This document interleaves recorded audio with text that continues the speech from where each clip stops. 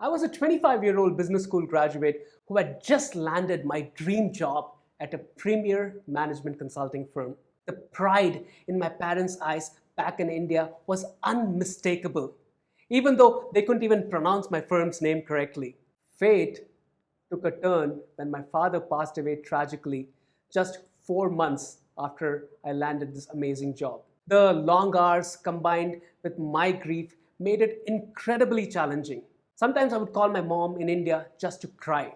Looking back, I know I could have used compassionate leadership back then to help me. Now, I'm not saying my managers were cruel.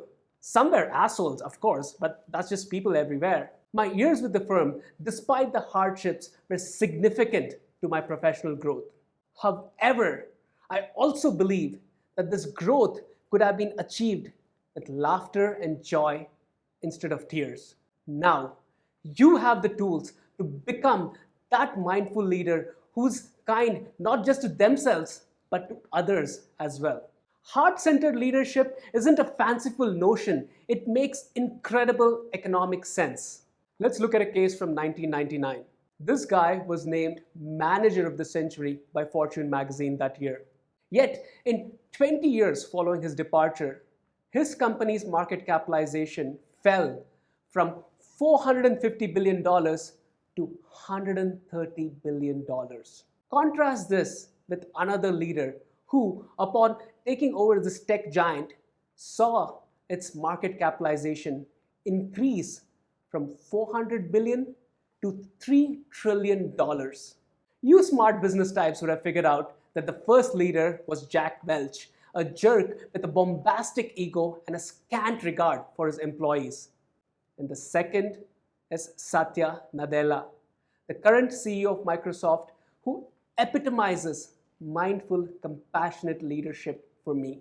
This illustrates that mindful leadership isn't just the right thing to do, it is the future of organizational wellness. It is a cornerstone of corporate strategy that elevates both people and profits.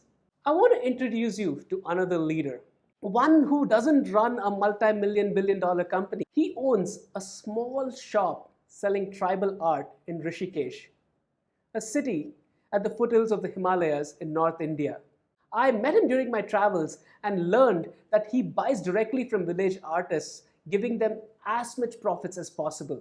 Despite his modest operation, speaking very little English and having no substantial savings, he manages to support his wife, kids, and mother with the income from his business. In May 2021, the devastating second wave of the pandemic hit India, a country with almost no social safety net. Knowing his livelihood was at risk, I sent him some financial support. When I called to check on him, I was humbled to learn that he had shared that money with the community he supports. I felt incredibly small and insignificant compared to the generosity of this man. I organized a fundraiser for him and the people he supports.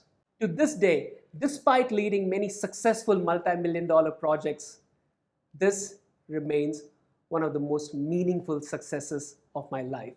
His name is Vinod. If you're interested in supporting his art, I can share his Etsy link. He ships worldwide. This course isn't just about developing skills for professional and personal growth. It's also about shaping your legacy. Let meditation, gratitude, and self-compassion become the pillars of your life as they have become mine. Thank you for giving me an opportunity to serve you.